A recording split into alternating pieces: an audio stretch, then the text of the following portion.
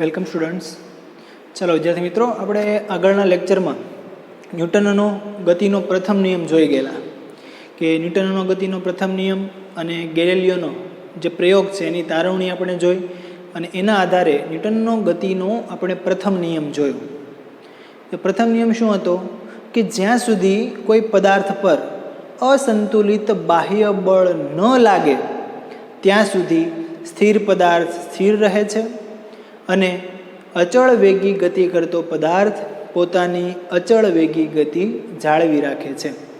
આવો આપણે કંઈક ન્યૂટનનો પ્રથમ નિયમ જોઈ ગયેલા.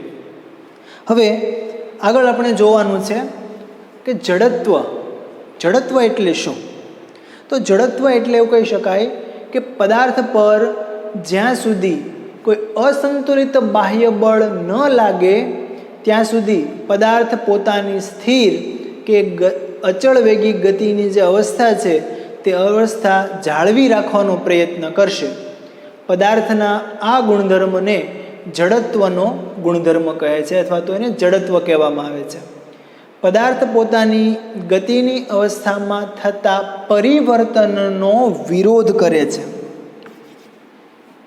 બરાબર છે? કોઈ પદાર્થ છે એ કોઈ પદાર્થ સ્થિર હોય તો એ સ્થિર રહેવાનો જ પ્રયત્ન કરશે અને કોઈ પદાર્થ અચળ વેગી ગતિ જો એની થતી હોય તો એ અચળ વેગી ગતિ જાળવી રાખવાનો જ પ્રયત્ન કરશે. ક્યાં સુધી? કે જ્યાં સુધી એના પર કોઈ અસંતુલિત બાહ્ય બળ લગાવવામાં ન આવે ત્યાં સુધી.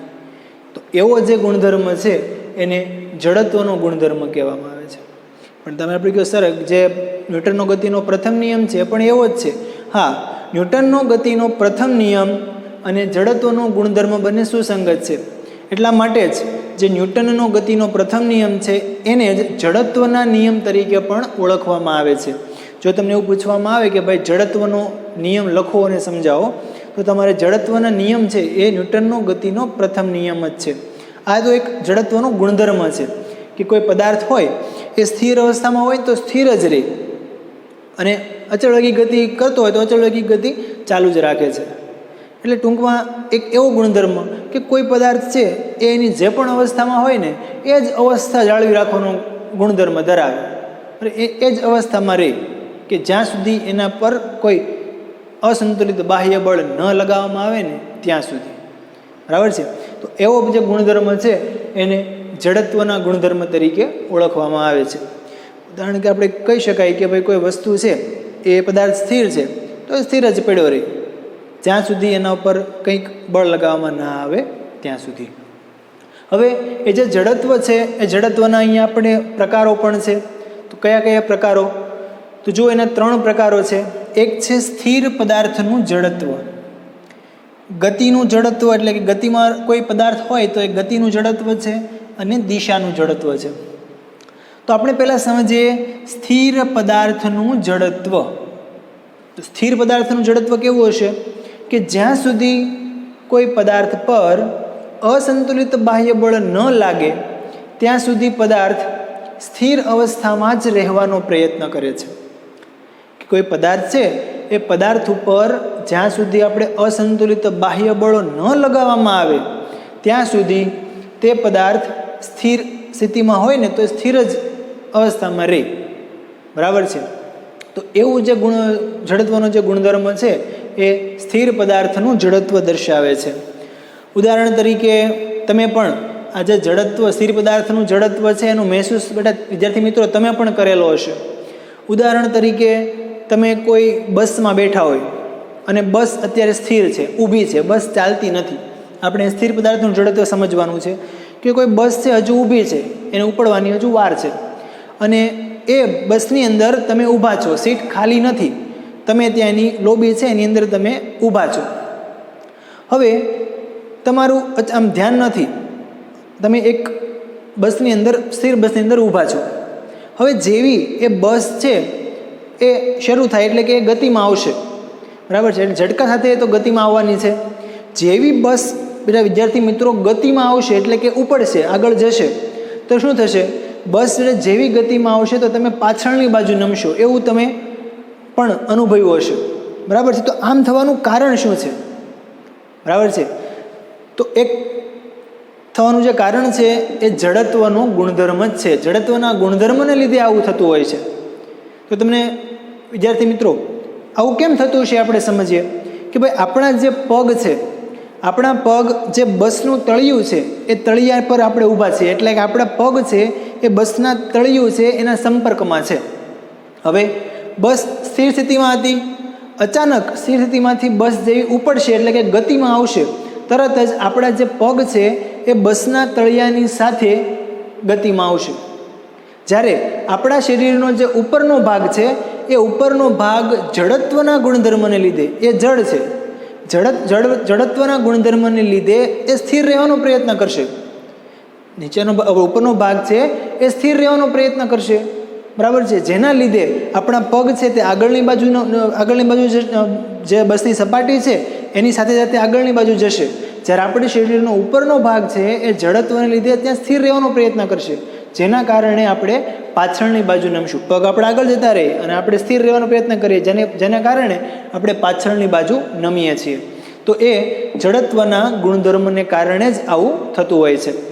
હવે તમને વિદ્યાર્થી મિત્રો આના પરથી તમને એવું કારણ પણ પૂછી શકે કે તમે કોઈ બસ એક સવાલ સ્વરૂપે કે તમે સ્થિર બસમાં ઊભા છો તો બસ એકાએક ઝટકા સાથે ઉપડે તો તમે પાછળની બાજુ કેમ નમી જાઓ છો, કારણ આપી સમજાવો.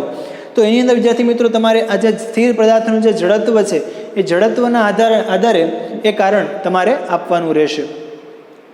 કે પદાર્થ આપણે સ્થિર હોય, પગ આપણા છે બસની સપાટી સાથે સ્થિર હોય, બરાબર, બસ જેવી ઉપડે એટલે આપણા પગ ગતિમાં આવશે અને શરીરનો જે ઉપરનો ભાગ છે એ જડત્વના કારણે સ્થિર રહેવાનો પ્રયત્ન કરે છે, જેના કારણે આવું થતું હોય છે. ચાલો, એનો બીજો પ્રકાર છે ગતિનું જડત્વ. કે ભાઈ ગતિનું જડત્વ શું છે? કે પદાર્થના જડત્વના ગુણધર્મને કારણે અચળ વેગથી ગતિ કરતો પદાર્થ પોતાની અચળ વેગી ગતિ જાળવી રાખે છે. ક્યાં સુધી? કે જ્યાં સુધી તેના પર અસંતુલિત બાહ્ય બળ ના લગાવવામાં આવે. આ જેવું આપણે બધા સ્થિર પદાર્થનો જડત્વનો ગુણધર્મ જોયો એવી રીતે ગતિ કરતા પદાર્થ પણ જડત્વ ધરાવતા હોય, બરાબર છે. તો કોઈ પદાર્થ છે એ એની અચળ વેગી ગતિ જો કરતો હોય તો એની અચળ વેગી ગતિ ચાલુ જ રાખશે. ક્યાં સુધી? કે જ્યાં સુધી એના પર કોઈ અસંતુલિત બાહ્ય બળ ના લાગે ત્યાં સુધી. એ સમજવા માટે ફરીવાર આપણે બસને ઉદાહરણમાં આવી જઈએ. હવે ધારો કે કોઈ બસ છે એ હાઈવે ઉપર એક અચળ વેગથી 50 કે 60 કિલોમીટર પ્રતિ કલાકની ઝડપથી એક સરખી ઝડપથી અચળ વેગથી જઈ રહી છે. તમે પાછા એ બસની અંદર ઊભા છો. હવે બસની અંદર તમે ઊભા છો અને બસ એક સરખા ઝડપથી એટલે કે અચળ વેગથી જઈ રહી છે. હવે રસ્તામાં અચાનક આગળ કંઈક સ્પીડ બ્રેકર એટલે કે અવરોધકના લીધે ડ્રાઈવર અચાનક બસને બ્રેક મારે છે. હવે ડ્રાઈવર અચાનક બસને બ્રેક મારશે તો શું થાય? કે આપણે છે આગળની બાજુ નમી જઈશું, બરાબર છે. આગળની બાજુ આપણે નમી જઈએ છીએ. કેમ આવું થાય છે? તો એ થવાનું કારણ પણ ગતિનું જે જડત્વ છે એ જ છે. કે જે બસ છે બસની સાથે સાથે આપણે પણ અચળ વેગી ગતિ કરતા જોઈએ છીએ, બરાબર છે. તો બસનું જે તળિયું છે એ તળિયાના સંપર્કમાં આપણા પગ હોય. હવે જેવો ડ્રાઈવર બસને બ્રેક મારે એટલે એને વેગમાં ધીમે ધીમે ઘટાડો થાય અને એને બસ સ્થિર થઈ જાય. તો આપણા પગ છે જે બસની તળિયું છે એના સંપર્કમાં હોય તો એ પણ સ્થિર થઈ જશે. જ્યારે આપણા શરીરનો જે ઉપરનો ભાગ છે એ બસની સાથે સાથે જેની અચળ વેગી ગતિ થતી હતી એ જડ હોવાને કારણે જડત્વના લીધે પોતાની અચળ વેગી ગતિ છે એ ચાલુ રાખવાનો પ્રયત્ન કરશે, જેના કારણે પગ તો આપણે સ્થિર થઈ ગયા એટલે પાછળની બાજુમાં ધકેલાશે. જ્યારે આપણે શરીરનો જે ઉપરનો ભાગ છે તે આગળની બાજુ નમે છે, બરાબર છે. તો એ આપણે ગતિનું જડત્વ, એના ઉપરથી આપણને ગતિના જડત્વનો ખ્યાલ આવશે. જેથી મિત્રો એવી જ રીતે તમે 4 વ્હીલ હોય એ 4 વ્હીલની અંદર ધારો કે કોઈ આગળની સીટમાં બેઠા છો, બરાબર છે. હવે આગળની સીટમાં બેઠા હો અને તમારી જે 4 વ્હીલ છે 4 વ્હીલ ચાલતી હોય તો સેમ કિસ્સો કે ભાઈ તમારું જે ડ્રાઈવર છે એ કાર ચલાવે છે કે પછી તમે ડ્રાઈવ કરતા હો. હવે તમે જે અચાનક એક જો તમારે બ્રેક મારવાની થાય તો તમે આગળની બાજુ નમી જાઓ છો. તો ઘણા કિસ્સામાં જો ખૂબ જ ઝડપથી તત્કાલ બ્રેક મારવામાં આવે તો એ જે આપણું શરીર છે એ આગળની બાજુ કોઈ કાચ છે, કોઈ એવી વસ્તુ છે એની સાથે અથડાઈ જાય, જેના કારણે ડ્રાઈવર કે આપણે જો આગળ બેઠા હોઈએ તો આપણને ઈજા થવાની શક્યતાઓ રહેલી હોય છે. એટલા જ માટે તમે જુઓ કે જે 4 વ્હીલ છે એની અંદર સીટ બેલ્ટ આપવામાં આવે છે કે જો તમે સીટ બેલ્ટ બાંધી દો તો આ જે પ્રકારની જે અકસ્માત થવાનું છે એની શક્યતાઓ ઓછી થઈ જાય છે. બરાબર છે. તો આ બધા એ જડત્વના ઉદાહરણો છે અને એ ગતિનું જડત્વ દર્શાવે છે. એવી જ રીતે આપણે આગળ જોઈએ દિશાનું જડત્વ, કે શું દિશામાં પણ કંઈ જડત્વ હશે? હા, તો દિશામાં પણ જડત્વ હોય. કેવી રીતે? કે કોઈ પદાર્થ છે એ કોઈ નિશ્ચિત દિશામાં ધારો કે ગતિ કરતો હોય તો એ પદાર્થની દિશામાં પોતાની ગતિ ચાલુ રાખે છે જ્યાં સુધી તેના પર કોઈ અસંતુલિત બાહ્ય બળ ન લગાવવામાં આવે ત્યાં સુધી. કે કોઈ પદાર્થ છે એ ધારો કે કોઈ પદાર્થ સુરેખ પથ પર ગતિ કરે છે. હવે સુરેખ પથ પર ગતિ કરતો કોઈ પદાર્થ છે એ સુરેખ પથ પર જ ગતિ કરવાનો પ્રયત્ન કરતો હોય. ફરીવાર આપણે પાછા એક 4 વ્હીલના ઉદાહરણમાં આવી જઈએ કે ભાઈ આપણે કોઈ એક મોટર કારમાં બેઠા છે, 4 વ્હીલમાં બેઠા છીએ. હવે એ જે કાર છે એ એકદમ સીધા સુરેખ રસ્તા પર ગતિ કરી રહી છે. હવે અચાનક કોઈ આપણે પહાડી વિસ્તારમાં ગયા હોય, વળાંકવાળા વિસ્તારમાં ગયા હોય અને પહેલાં રસ્તો સીધો હોય, અચાનક જ કોઈ વળાંક આવી જાય તો અચાનક વળાંક આવવાને કારણે શું થશે? ડ્રાઈવર છે એ ઝડપથી જે દિશામાં વળાંક હશે એ દિશામાં એ 4 વ્હીલ છે વાળવાનો પ્રયત્ન કરશે. પણ અમે તમે કીધું એમ આપણા શરીરનો જે ઉપરનો ભાગ છે જે જડત્વના ગુણધર્મને કારણે જે બાજુ એ વળાંક મારે છે એની વિરુદ્ધ દિશામાં નમી જશે. કેમ? કેમ કે ભાઈ ઉપરનો જે ભાગ છે જડત્વના કારણે પોતાની જે અચળવેગી ગતિ છે સુરેખ પથ પર, એ સુરેખ પથ પર જવાનો પ્રયત્ન કરશે. જ્યારે આપણું 4 વ્હીલ અને આપણું જે નીચેનું શરીર છે તે વળાંક બાજુ જશે. જ્યારે ઉપરનું જે શરીર છે જડત્વના કારણે કોઈ જે બાજુ વળાંક લઈએ છીએ એને વિરુદ્ધ બાજુ નમી જશે. તો એની દિશામાં પણ આપણને જડત્વ આપણે જોઈ શકીએ છીએ. બરાબર છે. તો આ છે એ જડત્વના 3 પ્રકારો છે કે ભાઈ સ્થિર પદાર્થનું જડત્વ, ગતિનું જડત્વ અને દિશાનું જડત્વ. આ 3 જડત્વ આપણે ઉદાહરણ સહિત જોઈ ગયા છીએ. હવે વિદ્યાર્થી મિત્રો આના આપણે આગળના ઉદાહરણોમાં જોઈએ તો શું બીજી જગ્યાએ કે આપણે જડત્વના ઉદાહરણોમાં જોઈએ તો એક ધારો કે તમે કેરમ રમતા હશો. બરાબર છે. તો કેરમ તમે રમતા હો અને તમે એવું કરેલું હશે કે ભાઈ 6-7 કુકરીઓ હોય, એ 6-7 કુકરીઓને તમે એક ઉપર એક આમ થપ્પી ગોઠવી દો, એની થપ્પી બનાવી દો. બરાબર છે. હવે જે લાલ કુકરી ધારો કે હોય, લાલ કુકરીને સૌથી છેલ્લે રાખો છો. હવે તમે એવું કરેલું હશે કે સ્ટ્રાઇકર વડે જે સ્ટ્રાઇકર છે ને જોરથી સ્ટ્રાઇક કરો છો અને જે સૌથી નીચેની કુકરી છે એ નીચેની કુકરીને જ ખાલી તમે બહાર કાઢવાનો પ્રયત્ન કરો છો. બરાબર છે. તો જે ઉપરની જે કુકરીઓ છે, જ્યારે નીચેની કુકરી હતી લાલ, એ નીચેથી નીકળી જશે. બાકી શું થશે? ઉપરની જે 6 કુકરીઓ હતી એ 6 કુકરીઓ ખાલી નીચે આવશે. કેમ? આવું કેમ થયું? બરાબર છે. તો એ પણ બેટા એક એના જડત્વના ગુણધર્મને કારણે જ છે. એ સ્થિર પદાર્થના જડત્વના ગુણધર્મને કારણે આપણે એવું કહી શકાય કે ભાઈ પદાર્થ સ્થિર છે. નીચેની જે કુકરી છે એના પર આપણે બળ, અસંતુલિત બળ લાગ્યું તો સ્ટ્રાઇકર વડે આપણે મારશું એટલે કે ધક્કો લાગશે એટલે અસંતુલિત બળ લાગશે ત્યાં. તો અસંતુલિત બળને લીધે જે સૌથી નીચેની કુકરી હતી તે ખસી જશે.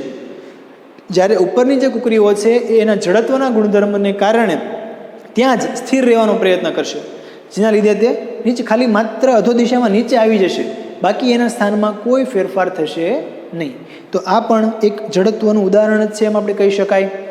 પછી એક તમે પ્રવૃત્તિ કરી શકાય કે ધારો કે તમારી પાસે કોઈ પાણીથી ભરેલો અડધો ગ્લાસ લેવાનો છે. પાણીથી ભરેલા અડધા ગ્લાસની ઉપર કોઈ એક જાડું મીડિયમ સાઇઝનું એક જાડું થોડુંક થિકનેસવાળું હોય એવું પૂઠું લો. બરાબર? ચોરસ પૂઠું કાપી અને ગ્લાસની ઉપર ઢાંકી દેવાનું છે. હવે એ ગ્લાસની ઉપર તમારે 5 રૂપિયાનો એક સિક્કો અથવા તો કોઈ રૂપિયાનો કે 5 રૂપિયાનો સિક્કો છે તમારે ત્યાં ઉપર મૂકવાનો. હવે ગ્લાસની ઉપર ગ્લાસ છે પાણીથી ભરેલો, એના ઉપર આપણે પૂઠું મૂકેલું છે. એ પૂઠાની ઉપર 5 રૂપિયાનો સિક્કો મૂકેલો છે. હવે જે પૂઠું છે એ પૂઠાને તમે તમારી આ આંગળી વચ્ચેની આંગળી વડે જોરથી ટોકર મારો, મધ્ય ભાગમાંથી જોરથી ટોકર મારો તો શું થશે? એના ઉપર આપણે જે અસંતુલિત બળ લગાવીએ છીએ જેના લીધે એ પૂઠું છે એ સરકી જશે. જ્યારે એના ઉપર રહેલો જે 5 રૂપિયાનો સિક્કો છે એ 5 રૂપિયાનો સિક્કો પોતાના જડત્વના ગુણધર્મને કારણે સ્થિર રહેવાનો પ્રયત્ન કરશે.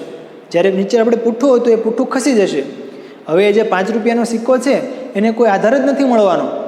5 રૂપિયાના સિક્કાને કોઈ આધાર મળતો નથી, જેના કારણે તે ગ્લાસની અંદર પડી જશે. બરાબર છે. તો આવા બધા જે ઉદાહરણો છે એ આપણે જડત્વના ઉદાહરણો કહી શકીએ. અને આ બધા જે બેટા તમને ઉદાહરણો કહું છું એ તમને 1 કે 2 માર્કના કારણોમાં પૂછાઈ શકે, કે જે આપણે વ્યવસ્થિત સમજાવી અને આપણે એનું કારણ આપી શકીએ. હજુ તમને એક એવું ઉદાહરણ આપું કે કોઈ વૃક્ષ હોય, હવે વૃક્ષની ડાળી હોય, ડાળીને તમે જોરથી હલાવો, ડાળીને જોરથી હલાવો તો શું થશે કે એ પાન છે, એના પર્ણ છે, પાંદડાઓ છે એ નીચે ખરી જાય છે. તો કેમ આવું થતું હશે? એનું કારણ તો એક જ છે કે એમાં ગતિનું જડત્વ હશે. કે એ જે પાન ડાળીઓ છે એ ડાળીને તમે જોરથી હલાવો છો તો એમાં રહેલા જે પાંદડા છે એ પાંદડા ગતિમાં આવશે. જ્યારે એનું જ્યાં પાંદડું ચોંટેલું હોય જે ડાળી સાથે એ પાંદડું છે એ થોડું સ્થિર રહેવાનો પ્રયત્ન કરશે. તેના કારણે શું છે, પાંદડું આમ આમ આગળ પાછળ નમશે, એટલે કે આગળ પાછળ ગતિ કરશે. અને એ જે પાંદડું હોય એ પીળું થઈ ગયેલું હોય, એટલે કે એવા જે પાંદડા હોય કે જે ખરી પડે છે. બરાબર છે. તો આ બધા જે ઉદાહરણો છે એ જડત્વના ગુણધર્મના ઉદાહરણો છે, જે આપણે સહેલાઈથી એના કારણો આપી શકીએ. ચાલો, હવે દળ અને જડત્વ વચ્ચેનો શું સંબંધ છે? દળ એટલે કે બેટા દ્રવ્યમાન. હવે કોઈ પણ જગ્યાએ ફિઝિક્સની અંદર દ્રવ્યમાન શબ્દ આવે એટલે આપણે અહીંયા ત્યાં પદાર્થનું દળ એટલે કે દ્રવ્યનો જથ્થો છે એવું આપણે ત્યાં માનવાનું છે. બરાબર. દળ એટલે એનો જે શબ્દ છે ભૌતિક વિજ્ઞાનની અંદર કે દ્રવ્યમાન. બરાબર છે. તો એ દ્રવ્યમાન એટલે કે એનો દળ અને પદાર્થનું જે જડત્વ છે એ જડત્વ વચ્ચેનો શું સંબંધ છે? પદાર્થનું દળ અને પદાર્થના જડત્વ વચ્ચે કંઈક સંબંધ છે. એ સંબંધ આપણે અહીંયા પ્રસ્થાપિત કરવાનો છે. ચાલો, તો પહેલાં થોડા ઘણા આપણે ઉદાહરણો જોઈએ. એ ઉદાહરણો પરથી આપણે બંને વચ્ચે શું સંબંધ છે એ હું તમને શીખવાડું છું. કે સૌથી પહેલાં ચાલો, આપણી પાસે 2 બોક્સ છે. 2 બોક્સ છે. એક બોક્સ આખું બુકનું પુસ્તકનું ભરેલું છે, જ્યારે એના જેવું જ બીજું જે બોક્સ છે તે ખાલી છે. હવે તમારે શું કરવાનું છે કે એ બંને જે બોક્સ છે એક આખું પુસ્તકથી ભરેલું છે અને એક આખું છે તે ખાલી છે. હવે તમારે બંને બોક્સને પહેલાં એ વારાફરતી એક બોક્સને બંને હાથથી એક સરખો ધક્કો મારવાનો છે. વધારે ભરેલું છે ને વધારે ધક્કો એવું નહીં, બંને બોક્સને એક સરખો જ તમે ધક્કો મારો, એટલે કે એક સરખું બળ આપો. તો તમને શું જોવા મળશે કે જે ખાલી બોક્સ છે તે ગતિમાં આવશે, પરંતુ જે પુસ્તકથી આખું ભરેલું જે બોક્સ હતું એ ખસશે નહીં. એક સરખા બળ જો લગાવવામાં આવે તો એક સરખા બળથી જે પુસ્તકથી ભરેલું જે બોક્સ છે તે નહીં ખસે, પરંતુ ખાલી જે બોક્સ છે તે ખસવાની શરૂઆત કરશે. બરાબર. એવું કેમ થશે એ આપણે પછી સમજીએ. એના પહેલાં બીજું એક ઉદાહરણ જોઈએ. તો બીજું એક ઉદાહરણમાં જોઈએ કે એક ફૂટબોલનો દડો. બધાએ તમે ફૂટબોલનો દડો જોયેલો જ છે. બરાબર. એક ફૂટબોલનો દડો છે, એ ફૂટબોલના દડાને તમે પગથી જોરથી કિક મારો છો. હવે ફૂટબોલના દડાને જો પગથી તમે કિક મારશો તો તમે જોશો કે ફૂટબોલનો દડો છે એ ઘણો ગતિ કરી અને આગળ જશે, પછી એ સ્થિર થઈ જશે. પરંતુ જો એના જેવો જ ફૂટબોલના જેવડો જ એક પથ્થરનો એક દડો બનાવવામાં આવે, એટલે કે એવડો પથ્થર લેવામાં આવે અને જો એ પથ્થરને તમે જોરથી કિક મારો તો જે ફૂટબોલનો દડો હતો એ ફૂટબોલના દડાની જેટલો દૂર જશે ના જાય. બરાબર છે. કેમ એ આપણે આગળ જોઈશું. એના પહેલાં એક બીજું ઉદાહરણ જોઈએ. હવે કે કોઈ હાથલારી હોય, તમે જે શાકભાજીવાળા જે વેચતા હોય હાથલારી, બરાબર, એ લારી છે, એ લારીને તમે પકડીને 2 હાથથી આમ ધક્કો મારો છો તો લારી સ્વાભાવિક છે કે ઓછા બળથી ગતિમાં આવી જશે. પરંતુ તમે કોઈ ટ્રેનની સામે ઊભા રહી જાઓ અને એટલો જ ધક્કો કે એટલું જ બળ તમે ટ્રેનને આપો, ટ્રેન પર એટલું બળ કરો તો શું ટ્રેન ગતિમાં આવશે? નહીં. બરાબર છે. તો આ બધા જે બેટા ઉદાહરણો મેં તમને કીધા એ બધા ઉદાહરણોમાં આપણે જોવા જઈએ તો અમુક પદાર્થો એવા હતા કે જે વજન દળમાં ભારે હતા, એનું દ્રવ્યમાન કેવું હતું? વધારે હતું. પહેલું ઉદાહરણ આપણે જોયું હતું કે ભાઈ પુસ્તકથી ભરેલું બોક્સ અને એક ખાલી બોક્સ. તો આ બંને કિસ્સાઓમાં જુઓ કે જે પુસ્તકથી ભરેલું જે બોક્સ છે અને ખાલી બોક્સ છે, બંનેમાં જો એક સરખું બળ લગાવવામાં આવે તો જે ખાલી બોક્સ હતું તે ગતિમાં આવે છે. કેમ એવું? કે ભાઈ જે ભારે છે, જે વસ્તુ વજનમાં ભારે છે તે પદાર્થ પોતાનો જડત્વનો ગુણધર્મ છે તે જાળવી રાખવાનો પ્રયત્ન કરે છે. એટલે કે પોતાની જે મૂળ અવસ્થા છે એ મૂળ અવસ્થા જાળવી રાખવાનો પ્રયત્ન કરે છે. એટલે કે જે ભારે પદાર્થ છે એ ખસવાનો એટલે કે એની જે અવસ્થા છે એનો વિરોધ કરવા, વધારે પડતો વિરોધ કરે એટલે એ ખસતું નથી. જ્યારે જે હળવો પદાર્થ છે એ સહેલાઈથી ખસી જશે. બીજા ઉદાહરણ ફૂટબોલવાળો જોયો, એક ફૂટબોલનો બોલ અને એક એવો જ આપણે વાત કરીએ તો એક પથ્થર એનો આખો દડો બનાવેલો હોય એવો પથ્થરનો દડો છે, એનું દળ વધારે છે, જ્યારે પેલાનું દળ ઓછું છે એટલે એ પથ્થરનો જે બોલ છે એ વધારે વિરોધ કરે છે. એ પોતાની સ્થિર અવસ્થા જાળવી રાખે છે, ખસતો નથી. જ્યારે આપણે ટ્રેન અને હાથલારીની વાત કરીએ તો એમાં ટ્રેનનું દ્રવ્યમાન, એનું દળ વધારે છે, જેના કારણે તે પોતાની અવસ્થાનો વિરોધ કરે છે. બરાબર છે? તો એના પર આ ઉદાહરણો પરથી આપણે કહી શકાય કે જેમ પદાર્થનું દ્રવ્યમાન વધારે હોય એમ એ પદાર્થની અવસ્થા બદલવાનો વિરોધ વધારે કરશે, એની અવસ્થા બદલશે નહીં. તો કહી શકાય કે પદાર્થનું જડત્વ જેમ વધારે હોય તેમ પદાર્થ પોતાની મૂળ પ્રારંભિક અવસ્થામાંથી નવી અવસ્થા એટલે કે સ્થિર હોય તો સ્થિર રહેવાનો જ પ્રયત્ન કરે, અને અચળ વેગી ગતિ જો કરતો હોય તો પોતાની અચળ વેગી ગતિ ચાલુ જ રાખશે, અને નવી અવસ્થામાં આવવાનો પ્રતિકાર વધુ કરે. એટલે કે વધુ જેનું દ્રવ્યમાન વધારે હોય, બરાબર છે, એનું જડત્વ, એના પરથી કહી શકાય એનું જડત્વ વધારે છે, એટલે કે એ નવી અવસ્થામાં સહેલાઈથી આવી શકે નહીં.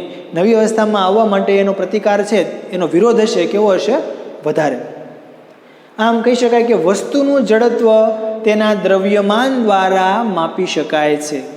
તો આ બંનેનો સંબંધ છે કે પદાર્થનું દ્રવ્યમાન અને જે જડત્વ છે બંને વચ્ચેનો જો આપણે સંબંધ જોઈએ તો એ બંને વચ્ચેનો સંબંધ છે કે ભાઈ વસ્તુનું જડત્વ તેના દ્રવ્યમાન દ્વારા માપી શકાય છે. તો કેવો સંબંધ છે કે વધુ દળ ધરાવતા પદાર્થનું જડત્વ વધારે હશે અને ઓછા દળ ધરાવતા પદાર્થનું જડત્વ ઓછું હોય. જે પદાર્થનું દળ વધુ એનું જડત્વ વધુ, અને જે પદાર્થનું દળ ઓછું એનું જડત્વ ઓછું. એટલે કે ઓછું જેનું જડત્વ હશે, ઓછું દળ હોય એનું જડત્વ ઓછું હશે, અને વધારે દળવાળું પદાર્થ હોય એનું જડત્વ વધારે હોય. જે મેં તમને આગળના 3-4 ઉદાહરણ કીધા એ ઉદાહરણની અંદર આપણે સહેલાઈથી એ સમજી શકીએ. બરાબર છે? તો વ્યાખ્યાયિત કરવું તો કહી શકાય કે કોઈ પદાર્થનું દ્રવ્યમાન તેના જડત્વનું જ માપ છે. કોઈ પદાર્થનું દ્રવ્યમાન જ તેના જડત્વનું માપ છે. એટલે કે જે પદાર્થનું દ્રવ્યમાન વધારે, દળ વધારે, એનું જડત્વ વધારે, અને જે પદાર્થનું દળ ઓછું તેનું જડત્વ પણ ઓછું હોય છે. બરાબર છે?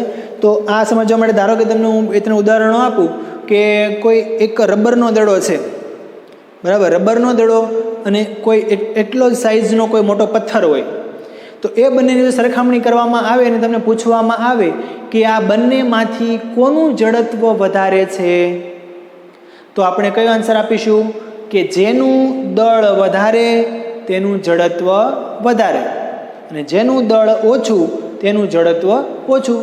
મેં તમને રબરનો દડો અને એટલો જ પથ્થર, એટલી જ સાઇઝનો પથ્થર તમને આપેલો છે, તો એ બંનેમાંથી દળ કોનું વધારે? સ્વાભાવિક છે કે ભાઈ આપણી પાસે જે પથ્થરનો જે બોલ હશે કે પથ્થર હશે એટલી સાઇઝનું દળ વધારે હશે, તો એનું જડત્વ વધારે હશે, જ્યારે રબરના દડાનું જડત્વ ઓછું હોય. બીજું ઉદાહરણ, સાયકલ અને ટ્રેન.